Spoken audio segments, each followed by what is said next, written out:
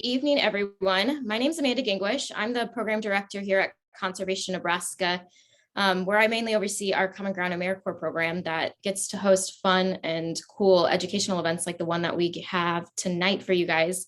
I'm very excited. I always love doing stuff with the Bee Lab. So I am just here to give you a quick spiel about technology, and then I'm going to hand it off to our two student coordinators who helped pull this whole thing together. So just as an FYI, for those of you who have not done an event with us or a webinar with us in the past, your video is off and you're muted. So if you're eating dinner or having a late night snack before bed, no worries, we can't see or hear you. So feel free to kick back and relax during this presentation. It does mean if you have any questions for either us as an organization, technical issues, what have you, or for Shianne in the Bee Lab, go ahead and drop those in the chat box or the Q&A function. We're going to save all the questions for the end. And when we get to those, we'll make sure to ask those out and get those answered for you. So with that, I am going to hand it over to Tessa and Anna, who are going to do some intros for us. Yeah, so I'm Anna. And I'm Tessa. And welcome to the What's the Buzz UNL Bee Lab event. We have with us tonight Shianne Lindsay, who's a graduate student at UNL's Bee Lab. She's going to share some broad overview of what the UNL Bee Lab does, as well as highlight some of their major projects. And like Amanda said, we'll end with a Q&A. So feel free to put your questions below and we'll get to those at the end. And hand it over to you, Shianne. Awesome. All right. Thanks so much for having me. Let me get my share screen up here. All right. Present. All right. Does that look good for everybody? You can see it. Awesome. Okay. So what's the buzz? Welcome to presentation about the Bee Lab. I've got lots of, hopefully this is going to be fun for everybody. I've got some really cool information here. And like everyone said, that I'll be happy to take some questions at the end about anything I talk about. So here we go. So to start off with, I will talk about who we are, what we do, and why. I've got just some fun bee facts for you guys too, talking about the wild bee and honeybee diversity that we have, as well as talking about habitats and what people can do for the bees themselves.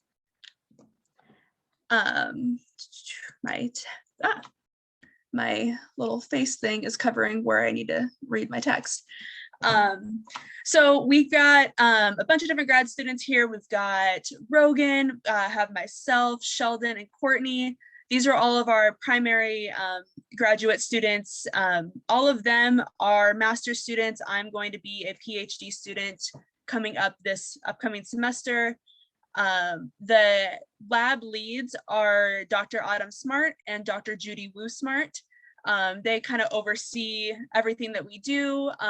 They're super awesome to work with, and Judy does like a bunch of outreach stuff and they just get us like super excited about working with the bees. And we also have Luke Norris. He's our apiary manager. So he's basically doing all of the tech work and doing all of the management of making sure that we have all the supplies we need, making sure the bees are staying healthy, overseeing safety training, all of that jazz. Back to the master students, we also have Sheldon and Courtney, and Sheldon actually does the master's beekeeping training program, and Courtney is also the outreach coordinator. So all of us have a lot of things to do, but we all help each other out. So I'll kind of start talking about that. As far as research and projects go, we're kind of like a split lab situation. So we've got the honeybee side and we've got the wild bee side, and we're starting to do a lot more work with the wild bees, which is actually what my focus is. So Judy oversees the honeybee work, and we're looking at bee stressors, and these kinds of things are pesticides, bee nutrition, landscape needs. We've got apiary management, how to rear queens, what type of hive structures are best for what the goals of the apiary are. Is it, there's different structures of like honeycomb that you can put into a hive, and this determines kind of how much honey you're going to get produced. Is it better for people who are doing like large scale apiaries, big commercial productions, or somebody who's got 1 or 2 hives in their backyard? That's some of the research we're doing in the honeybee work. And then my wild bee stuff is I'm looking at plant pollinator interactions, conservation, agroecosystem designs, and the how we can better accommodate bees in anthropogenic habitats, which are highly human interactions. How can we coexist, and better yet, how can honeybees and wild bees coexist? Because there are many how do I want to say it? There's a lot of people who think that there's like heavy competition and that there can only be one, and that's really not the case. And so that's what a lot of our work is setting up to show, is that we really do need both the honeybees and the wild bees to have a fully functioning ecosystem. As far as pollinators go, we've got butterflies, beetles, flies, and then of course the bees, which is what we're highlighting. All of these insects pollinate plants that shape the ecosystem for other wildlife as well. So overall habitat richness, diversity, also benefiting us who like to eat food. This is kind of necessary. We need pollinators to make sure that we have food. All of these plants that they're pollinating are also important resources for habitat and also food for other animals. We got bird habitat, we've got reptile habitat, small mammals. All of these are relying on the pollination of bees. Honeybees themselves can pollinate over 100 agricultural crops, fruits and vegetables and nuts. As a holistic number here, $19 billion in US crop value comes from bee pollination. That's 1/3 of our diet. So 1 in every 3 bites of food that you're taking statistically is thanks to bees. So if we didn't have them, goodbye fruits and vegetables. That's essentially what it comes down to. So, and even a lot of the livestock that we have still relies on crops that are pollinated by bees. So 80% of the pollination that's occurring in that number is by honeybees themselves. In the news a few years ago, I'm sure we had all kind of heard about colony collapse disorder and how we really need to save the bees. Once again, my thing here is between 2007 and 2014, 23 to 35% of honeybees were dying each year, which is massive for the agriculture industry. Without the bees, like, we have no really other way to pollinate these crops.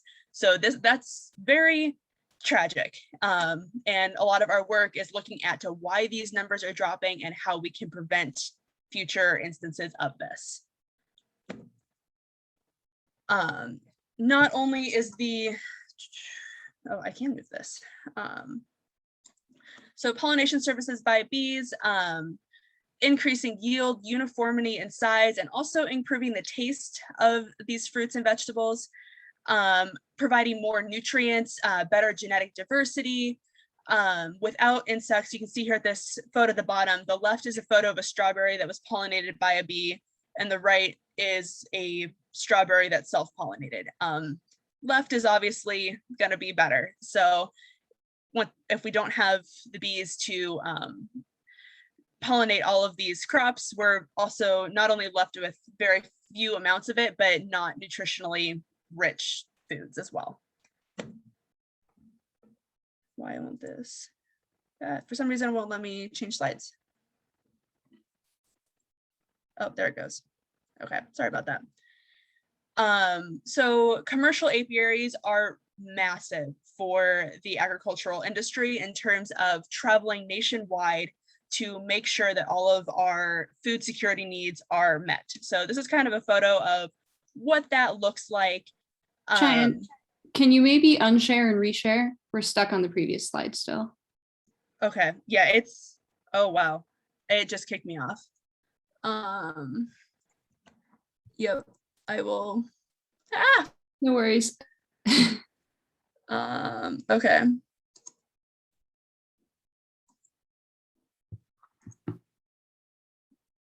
Is that better? Perfect. Good to go. Thank you. Okay, hopefully that doesn't happen again. Sorry, it like cut me off there. Technology's great. So commercial beekeeping operations, these can have up to tens of thousands of hives, each of those holding up to 60,000 bees.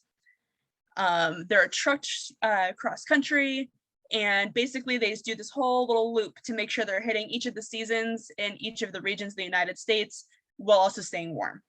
So it froze again. Just a second. It's not liking this.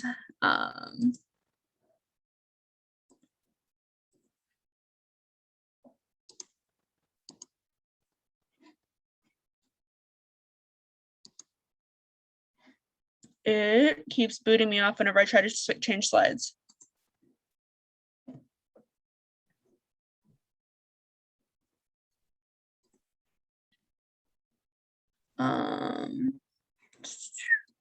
Where did it go? And now it completely kicked me off.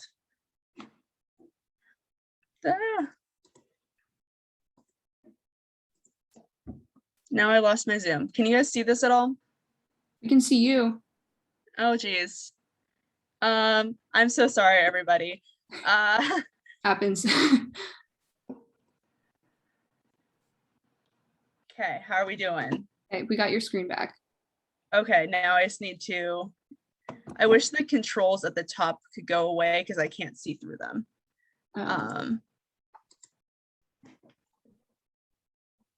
Okay.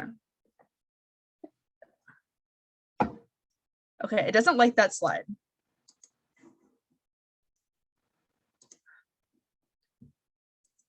Oh my gosh, this is super embarrassing. I'm trying to present from current slide. If the controls are in the way, you might be able to drag them somewhere else. Yeah, it no matter where I drag them, they are in my way, but I'm trying to see how to share from current slide. I'm just going to skip over that last one, see if it doesn't like that. If you need to present without going full screen, not a big deal also. Okay, well, we might have to do that.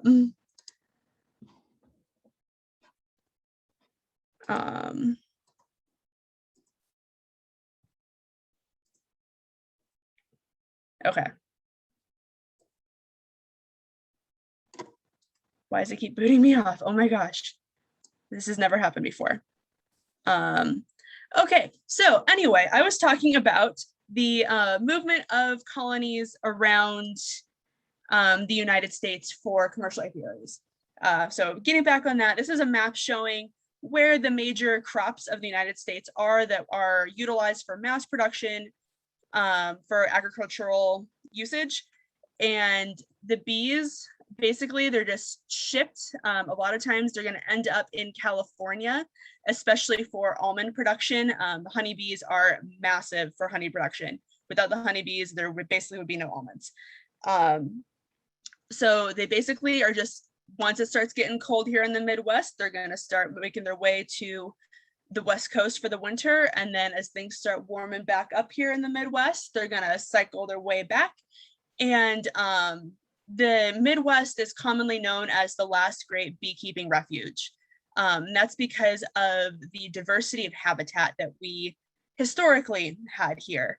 There's still remnants of it left, but it's definitely a lot less than what it used to be, which I will touch more on that in just a moment. Some of the fruit crops, I mean, there's a whole list. I'm not going to go through it, but if you think about it, and it's a fruit, it's probably pollinated by a bee. As far as almonds go, so per acre of almonds, 2 colonies are required for pollination. At 2 colonies, it's about $185 to $200 per hive to rent and utilize.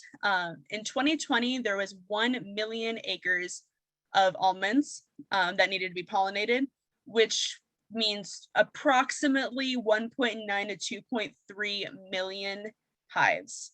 Once again, each of these hives has up to 60,000 individual bees inside of it. So 73% of the total US colonies were needed in California for the production of almonds, which is crazy. That's a huge number if you think about how many individual bees. 73% of them had to go to California to make sure we had almonds. That, to me, that's mind-boggling. That's such a huge number. Vegetable crops are kind of sitting here in the same way. Once again, if it's got a fruit-like structure, it's probably needing a bee. Any sort of flower turning into edible thing, bee, all needed. These vegetable crops are not only edible for us, but oilseed, herbs and spices, as well as things used for like textiles and all that jazz too. So kind of circling back to this now, we've seen the importance of bees and how necessary they are, but they're going away. There's multiple factors that are aiding to the bee decline. The big instance of colony collapse disorder from early 2000s was due to 61 different factors. There was 61 different reasons why the bees were dying. Holistically looking at kind of pinpointing what the biggest issues are now is we're looking at poor nutrition in the landscape. So lack of flower diversity. They don't have as much to eat. Their diet's pretty poor. Whenever I'm explaining this to younger kids, I always tell them, like, how would you feel if you were to eat nothing but Cheetos all day, every day? It would taste pretty good, but you would feel not great. It's the same thing for bees. They need a wide diversity of flowers that all have different nutrient values in order to provide them a holistic diet that supports them and their immune health. Improper beekeeping practices is actually a huge reason for bee declines. People who are improperly trained and basically just like watch a quick video and are deciding like, hey, I'm gonna get some bees, and then don't know how to take care of them. A lot of issues here with not keeping the colonies clean and allowing for things like mites and bacteria and viruses and fungal infections to basically take over. Some other pests can basically come in and destroy a hive, things like hive beetles and wax moths. And then also coming back to pesticides applied onto landscapes surrounding where the bees are going to be foraging for food resources. Some potential effects of insecticides are instant death, as well as changing behavior, messing with development, making bees infertile so they're unable to reproduce. There's so many reasons why insecticides and pesticides are not great for bees. One of our big projects we're doing right now in the lab is looking at, there's this town in Nebraska called Mead, and there is a giant ethanol plant there. And we have some bee colonies that are about 3 miles south of this ethanol plant. And since 2017, those bee colonies have had 0% survivability. Every single bee in those colonies has died. That doesn't just happen. There has to be some sort of factor about why that many bees are going to be dying that quickly and that frequently.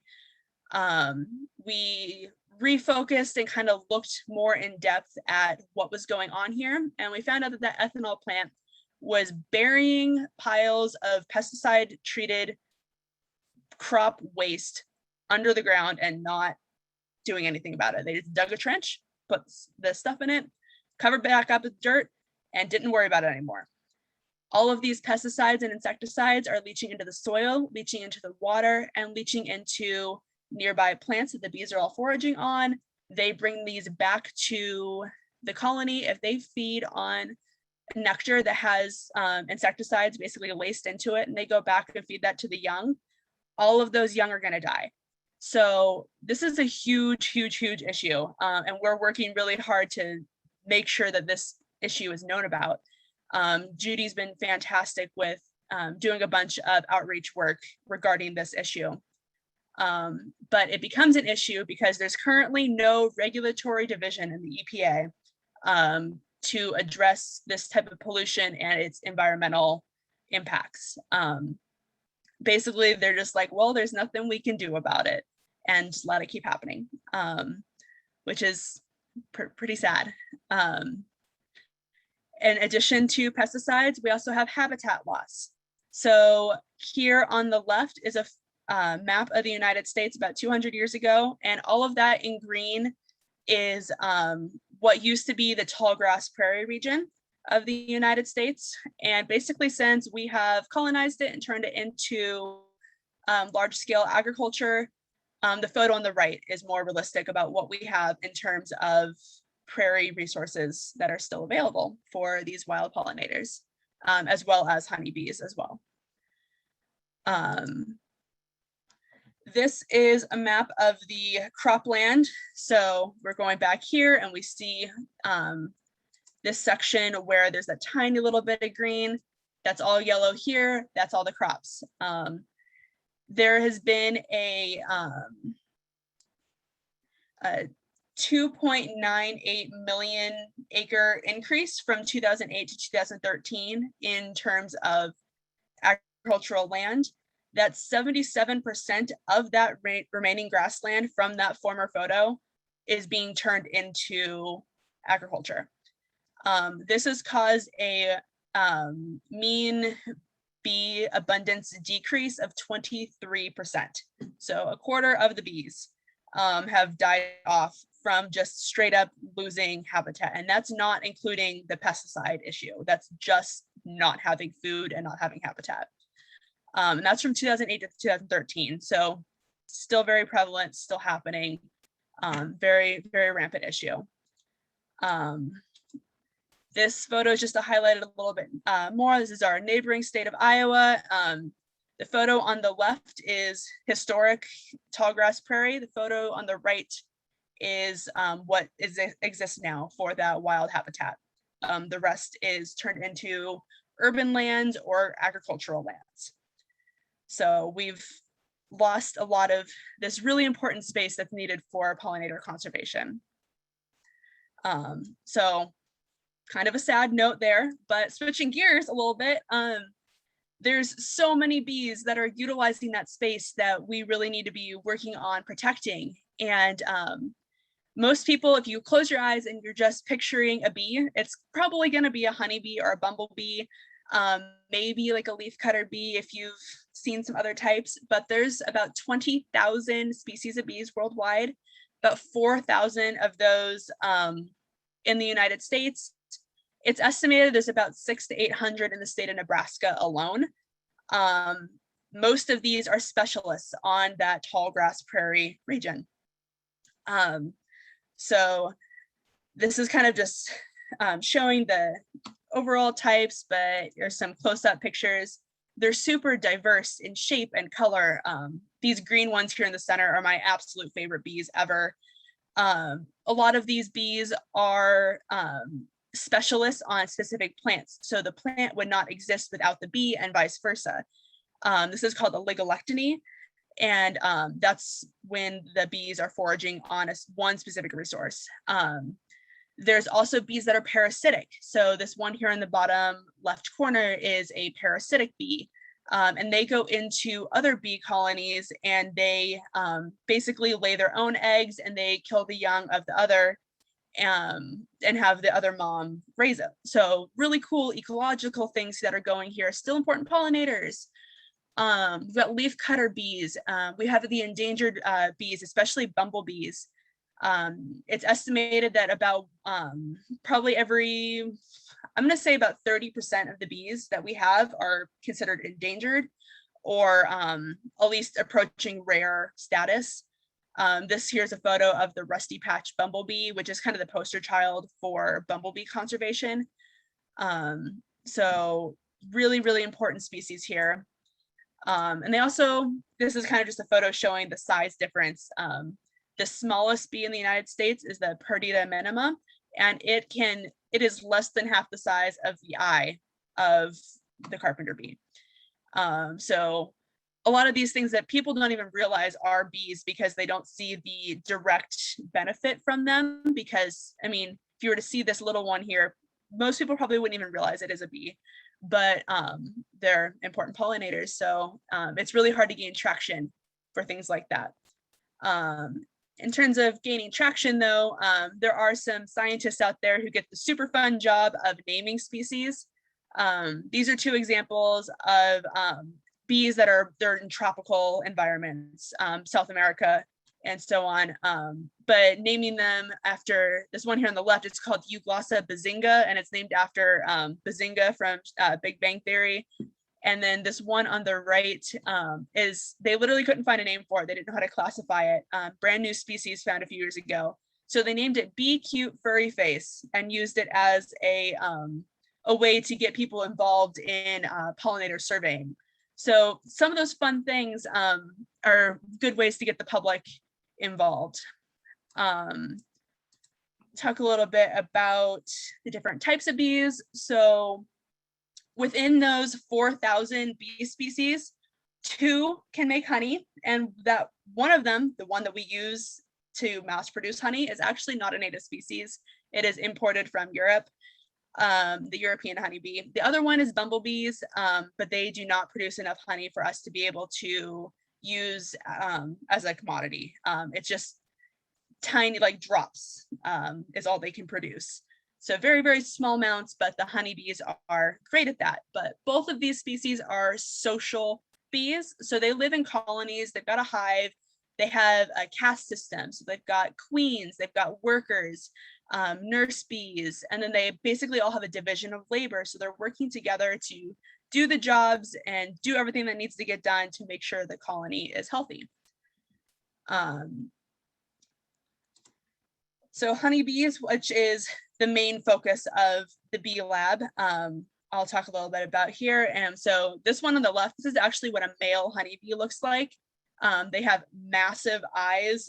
They're incapable of eating by themselves. They need to be basically spoon-fed by the females of the hive.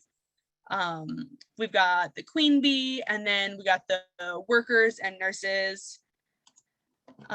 Nurse bees are any bee that is from 3 to 12 days old, and their division of labor is they tend to the queen, they feed the larvae, they basically groom the other bees. They got to make sure all the hair is all done, and they cap up the brood to make sure that they're safe, but they're not leaving the hive. They're staying in and doing some of the busy work until they get strong enough to become house bees and guard bees, which are bees that are 13 to 20 days old.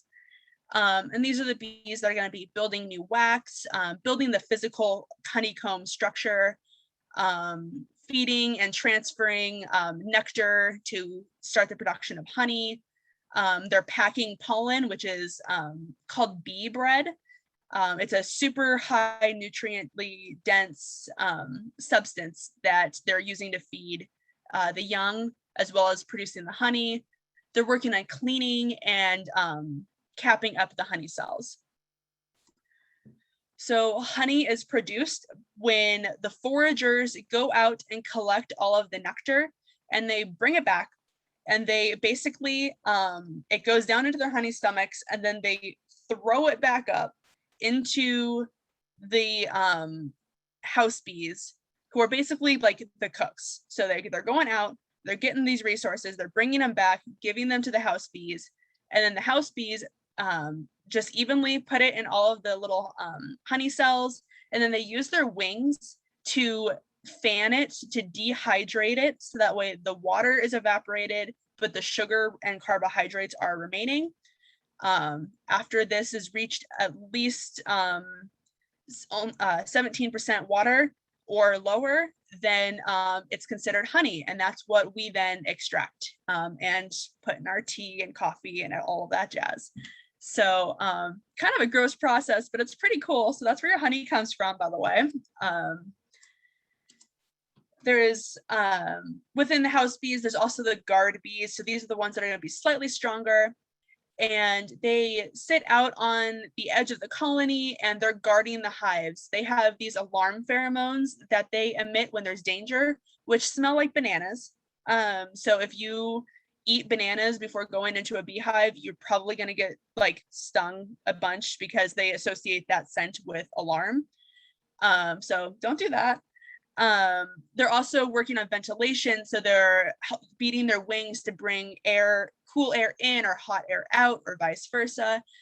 They're also doing what's called kin detection, so they're smelling every single bee that's coming in and out of that hive to make sure it's one of their sisters, to make sure there's no intruders coming in. They're also working on the overall heating of the nest to make sure that everything is kind of at homeostasis and everything inside is perfectly climate controlled, because then that's when things go wrong in terms of reproduction, honey, and basically everything else. The foragers are the bees that are 21 days or older, and they're the ones actually going out and collecting pollen, which is really high in protein, and that's fed to brood and nurse bees. So basically anything really young, because it helps them grow stronger.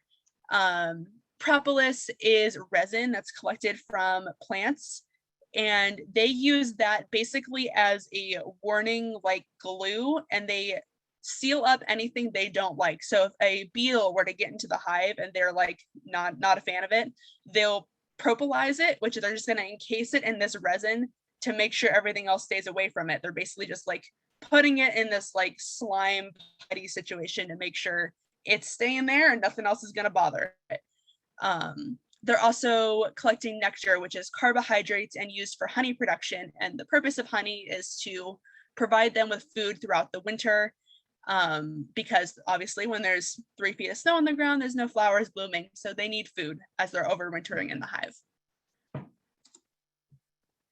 The remainder of the bees, so about 70% of all bee species are ground nesting, probably about another 20% are still solitary. These are going to be stem nesters, living in tree bark, making cavities to go into. So most bees actually don't have a hive or a colony or a queen or any of that. They just live by themselves. Sometimes they're going to be in aggregations where they're going to be in like a neighborhood like situation. So there'll be a few nests right next to each other, and the mama bees are going to be sharing their resources between the individuals, but kind of keeping to themselves still. So they're going to help each other out sometimes, not always the case. This is what the ground nests look like. So they're building these elaborate tunnels to make sure that they're kept safe, make sure their brood is kept safe. The structure of that changes from species to species, which is super cool. They have the same overall life history, structure, and life cycle that honeybees do. So going from egg to larva to pupa to adult. This is called holometabolism. This is all bees do it this way. It's just a matter of where and how what they do the rest of their adult life. Some of these solitary bees nesting in, sorry, I'm gonna say that again. You can go to the store and you can buy like the native bee nests. We actually do a lot of outreach to help the community make these. Basically just get a piece of plywood, drill a bunch of holes into it, or stick some Phragmites or other natural debris inside a little box, and the bees are going to go in and make a home out of it. You can buy these at the store or make them. Highly recommend everybody do it. It's super fun. You can paint them all cute. But the mason bees fill these cavities with mud and then lay individual eggs in there. And then as the eggs hatch and turn into adult bees, they will just chew their way out and then go about the rest of their lives. Some leafcutter bees utilize flower petals to wrap up their babies. So they make literal baby blankets for their babies, make them all cute, and then they just like push them back into a cavity and make sure that they are kept safe and warm and have all the resources that they need. There's oftentimes a little bit of pollen in these little sleeping bag type situations. That way the baby bee has something to eat as soon as it hatches. And then it once again will emerge from this little cocoon and go about the rest of its life. So that's kind of rundown of the native bees as well as honeybees and how cool they are and how important they are to conserve. There's many ways that we can enhance habitat for pollinators. We can utilize roadside corridor habitat. So when you're driving down the interstate and you see some flowers in the ditches on the side of your road, that is being utilized as pollinator habitat, as well as there's many now groups that are utilizing private agricultural lands to promote farm owners and land managers to plant wildflower seed to give habitat for the bees. This is in the state of Nebraska. This is 91% of the state's total land area. So if each of these farmers even just puts an acre or two of pollinator habitat, that's still making a massive difference in the amount of resources that are available for these bees. In terms of your home property, just planting some wildflowers in your lawn, reducing risks of pesticide exposure by not spraying. There's lots of ways. I think I'm going to talk about that more in a later slide, but yes, it's kind of just restating that same thing, is that the roadside for pollinators as well as the corners for wildlife, is all of these things are not only providing habitat for the bees and other beneficial insects, but also mammals and birds and reptiles and all of those as well as providing food security for us, because that's providing habitat for the bees to live, to go out and continue pollinating the other plants. Some future studies that we are looking at doing, and a lot of this is actually going to be what my PhD is going to be encompassing, but looking at wildflower establishment and longevity, looking at what these seed plantings of within these agricultural landscapes are doing 5 to 10 years post-planting. Are they still beneficial? Is the Save the Bees campaign actually working with what our current recommendations are? If they are, then great. If not, how can we refine these plantings? Looking at seed mixes, adding species that could be more beneficial and removing species that maybe don't have as much of an impact on these bees. Adding a broader diversity, adding more late season and early season flowers, as well as flowers of different colors and flowers of different depths and nutrient availability, because all of these are going to add a more complete diet for both honeybees and wild bees for a longer period of time. Adding more flowers that target specific bee species. So looking at rare and endangered bees, how can we better support them by planting the habitat that they really need? A lot of this also looks at overall land management as well. How can we have land managers better control what they've got, whether that means less mowing, doing controlled burns, less pesticides, any of these types of things. A lot of times it's going to be a case-to-case basis, but we get a lot of people coming to us asking what they can do better, and that's essentially what it comes down to, is how are you supporting bees and how are you properly managing your land? There's lots of really cool citizen science opportunities to get involved both with the lab and with bee conservation as a whole.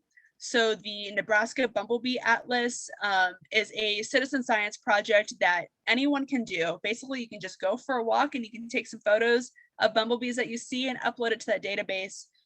And that helps the people who are studying that. We actually have some previous students from our lab that are kind of heading this up right now. Looking at what bumblebee species do we have, both common and rare, where are they located, what flowers are they on, and what kind of needs to be done to better help them. There's been a lot of really important research that has come from these citizen science projects, because there's so much land and not all the scientists can get out and study every single square foot of that. So reaching out to everybody else and having everyone not only feel like they're helping, but actually helping us is super, super great. So if you feel like going for a walk and looking for some bumblebees, this is a really cool option to do. Overall, in the lab, we do so much outreach and extension. During the summer, we probably have 3 or 4 outreach or extension events a week. We're basically just go, go, go. We're doing beekeeping courses, hive inspections, especially with aphis, which is looking at invasive species, highlighting varroa mite right there, which is a common pest of honeybee colonies. Doing outreach, we go into classrooms, we're going to 4-H events, Girl Scout events.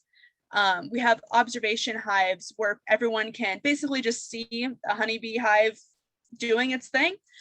We have these at Morrill Hall here on the UNL campus. We've got them at Lincoln Zoo.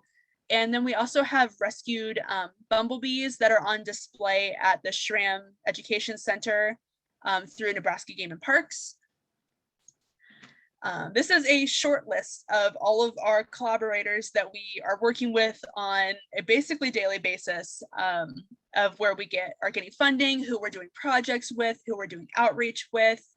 It is super broad, and we're always taking in new projects, and it's really exciting. We never really know what we're going to be up to, and we're definitely kept on our toes, and it's super, super fun. The UNL Bee Lab is the hub for the Regional Great Plains Master Beekeeping Program, which is what our grad student Sheldon Brummel is working on. And we started it in April of 2019, and since then about 400 plus people have registered from throughout the Midwest. There's different tiers of certification that you can get, starting from apprentice, having 0 to 2 years of experience, a journeyman, which is 2 to 5 years of experience, or a master, which is 5+ years of experience. We're partnering with these local beekeepers, and through their training, they're also able to go out into the public and educate people about both honeybees and wild bees, and their conservation and plant conservation, overall management, basically everything I just talked to, they get certified to talk to about as well.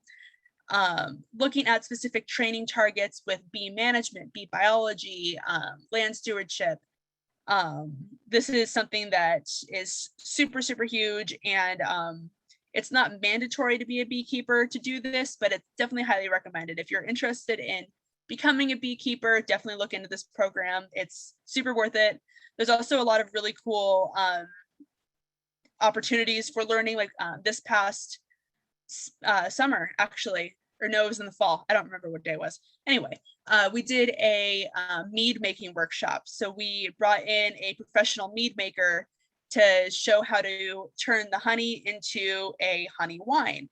And that was a massive hit for everyone that was involved with that. It was a whole day event. It was super fun. And we also got to do honey tastings. It was a great time. In terms of outreach with the public here in Lincoln, we do field demos all the time. So we do this thing called Open Apiary, where we let anybody can just come in, put on a bee suit, and open up a bee colony and get to be familiar with what's inside of it. It's a really fun educational experience for the general public, for us, for teaching. And it gets a lot of people pique their interest in how they can start beekeeping on their own properties. We have a whole pollinator garden here on East Campus where I want to say we probably have 40 colonies spread throughout it that we use for educational purposes with the public. But you don't have to keep honeybees to help bees in general. By planting native wildflowers in your property or in your garden, make sure they're native. Providing bee habitat for wild bees, they need bare soil, they need stems, blocks underneath rocks, providing little bee houses. All of these are really good ways to support the local pollinators that we have here. Reduce and eliminate the use of pesticides, whether it's for aesthetics or for pest control. All of those, there's definitely better alternatives than spraying with chemicals that could harm the pollinators. And share with everybody how cool bees are. The more people who know about the diversity of bees that we have and their importance and how cool they are, the more likely people are going to be perceptive of the messages of how to save the bees. In terms of what we got going on in the lab right now, this is kind of our really quiet season. I mean, it's getting cold outside. All the colonies that we have are locked up for the winter, so they've got plenty of honey to get them through until probably April.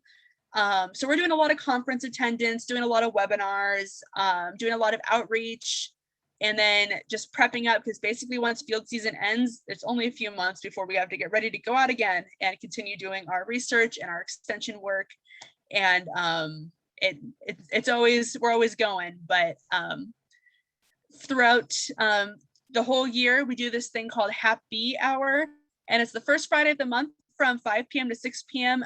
Hosted via Zoom, and it is co-hosted with Iowa State University, and it's basically just a hour-long Q&A panel and brief educational lecture over some sort of beekeeping topic. And anybody's welcome to attend it. The links for this are on the UNL Bee Lab website and Iowa State's website. It's really fun. It's a good time, really good conversation, and we typically have pretty good outcome for it. But that's kind of summarizing what we got going on in the lab. We got a lot. There's a lot of questions, a lot of things we're really interested in as far as research topics go, and extension and outreach. So that was a lot to put into a 40-minute lecture. So does anyone have any questions for me? I apologize again for the technology issue. Awesome. Thank you, Shianne.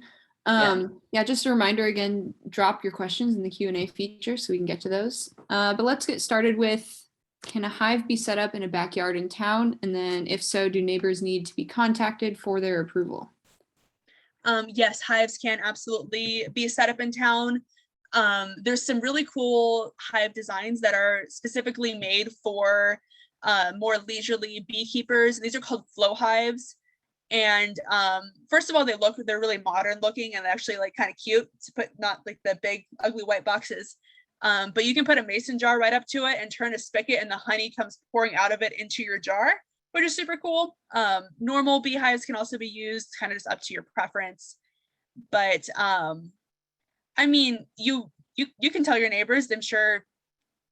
I guess that's up to you. It's not mandatory that you do. Swarming behavior is not super common, and I'm sure if your neighbors have a garden, they would love the extra pollination services. So, but it's totally legal and legit to do. You can get a colony and set it up. Nice. And there's a question, how often can a hive be moved, or should it be moved? Our hives are moved all the time. So the big commercial ones, they are basically moved every 8 weeks.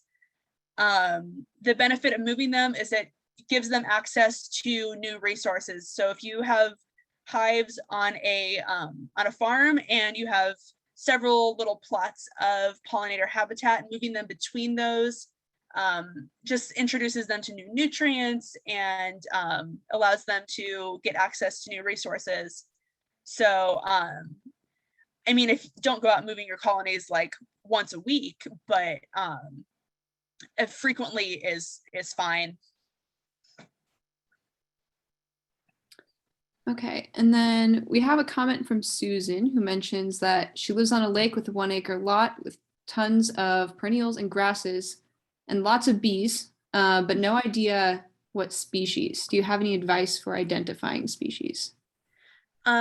So species are super difficult to identify. That's basically what my full-time job is identifying bees, especially right now in the winter that my field season's over. And I mean, I can spend up to an hour looking at a bee trying to figure out what it is, but going down to family or genus level is super easy. There's lots of really great books that you can use. There's one that's called like Bees in My Backyard, Bees of North America, and all of those are like tailored towards everyday people. So not as much of the heavy science lingo. There's also some really cool apps like iNaturalist, is a phone app that you can use, and you just take a photo of something, and then you can scroll through lists of what the app thinks the identification is, or you can post it to the public and other people can identify it for you. So this way you have access to other scientists and other citizen scientists as well. And you can ID your plants, you can ID insects, any of those things. That's iNaturalist. It's free to use, super cool, highly recommend it. Great. Someone asked, what can we do to help the bee community? Not using pesticides, plant wildflowers that are native to the area. Honestly, just like if you have some property, pick an area of the property and don't touch it. Just let nature do its thing. The wildflowers are going to grow. You can plant seed, but don't go through trying to weed things out. Just let it be wild and the bees will come. Also, one of my biggest pet peeves is mowing of lawns, because that's so much potential. You could have like clover yards or wildflower yards to benefit pollinators and other insects. So if you have the ability to let your yard grow wild, highly, highly, highly recommend it. It ends up being gorgeous, and lots of really beneficial ecosystem services are benefited by it as well. And then Courtney is finishing a master's at UNL and is focusing on bees. She's wondering if the WooSmart Lab is accepting PhD applicants for fall 2022. I think so. I don't know. Good. I don't know what we got for funding. Yeah. And then how about what drew you into this field of science, and what is your favorite part of your experiences? That's a hard question. I've always been super interested in bees and entomology as a whole. So that's what my degree is in right now. And I did my undergrad in conservation biology and started working with bees there. But prior to that, I always knew I wanted to do something. I've always been drawn towards bees and butterflies. I just think they're really cute and really pretty. I love flowers. I mean, who doesn't? So once I found out that that was a field of study that I could like actually do, and I could spend the rest of my life walking through flower fields looking at bees and butterflies, I was like, sold, absolutely, let's do it. My field work is super fun. I walk through prairies, I catch bugs, I get to talk with the public, I do a lot of teaching. All of these things are like super exciting to me. So there's very little that I actually don't like about it.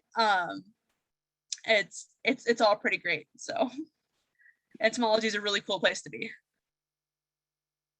Someone asked, do you have any experience with bee pods hives? And if so, what is your opinion on them versus traditional hives? What kind of hive was that again? It said bee pods. Bee pods. I'm not as familiar with those.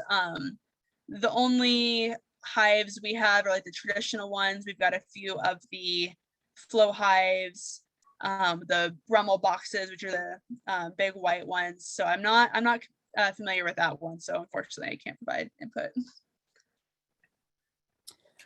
And then what are your thoughts on, I don't know if I'm going to say this right, but on Bombus franklini being considered for being named as endangered on the Endangered Species Act? Do you think it's worth it, considering none have been seen since 2006? I mean, yeah, I would say so. It's just a matter of, especially since they haven't been seen so frequently, getting people to do something about it, which tends to be the biggest issue. But the rusty patch bumblebee was kind of in the same boat, but they actually just found some over at Iowa State a few weeks ago. They hadn't been seen there since the 90s, and they found a random queen. So they're likely still out there somewhere. It's highly improbable that they're totally extinct. So being labeled as endangered is probably beneficial to get some sort of conservation awareness for them. Someone asked, if possible, how do bees survive the winter? Do they hibernate or migrate? So yeah, they can. They overwinter, especially as pupa.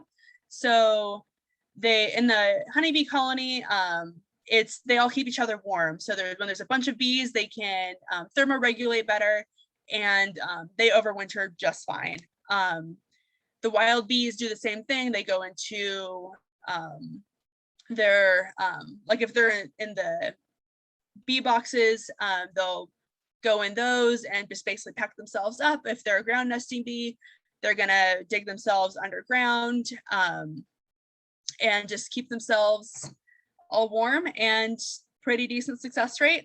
Obviously not every single one of them is going to make it, but they do overwinter, and that's how we have bees year to year. All right. I don't see any other specific questions. There's some comments cheering about the rusty patch being found in Iowa. And also just a few people saying, thank you, really nice job. That comes from us too. Learned a lot, planning on planting more flowers, all of the good stuff. And then with that, I think I'll pass it back over to Amanda. Yeah, so we'll leave it open for a second longer if anyone has any last minute questions for Shianne. Otherwise, I'm going to be sending everyone an email tomorrow. It's going to contain a link for a poll. If you wouldn't mind filling out that poll, it gives us some quality feedback on if you learned things today, what you're taking away, and allows us to kind of steer programming for the future so that we can make sure we continue to provide educational opportunities and events for you guys that you enjoy learning about. So if you don't mind taking a minute or two to fill that out, it ends up being about 5 questions. So it's pretty quick. So if you don't mind filling that out for us when you get that email tomorrow, we would greatly appreciate it. Otherwise, we did record this as well. So this will be going up on Conservation Nebraska's YouTube and website, and it can be shared out from there as well. But otherwise, I also just want to echo thank yous to Shianne for taking some time out of this Monday evening to teach us all a little bit more about our friends, the bees, and what we can all be doing to help them out. So we had one more question come in. We'll ask the one last question and then we'll release everyone to enjoy the rest of their Monday night. Someone asked, what are the best type of wildflowers for bees? Great question. So here in the Midwest, we've got coneflowers, which are the big purple ones. We've got wild bergamot or bee balm, black-eyed Susan, prairie coneflowers. We have a big list of the flowers that we recommend on the Bee Lab website, I believe, that tend to be the most beneficial. It's basically anything that's going to be natively growing in this range are going to be super, super beneficial. But those are some of the ones that come to my mind. Oh, also milkweed, plant lots of milkweed. There's lots of really cool varieties of it. Perfect. Everyone has their shopping list now that they can take away from here and start planning for next spring when we all get back out there. So, well, thank you again, Shianne. Thank you, Tessa and Anna, for pulling this together. Thank you, everyone who joined us tonight. Hopefully everyone learned a little bit more about what we can do to play our part with the bees. And thank you all for coming, and enjoy the rest of your Monday evening.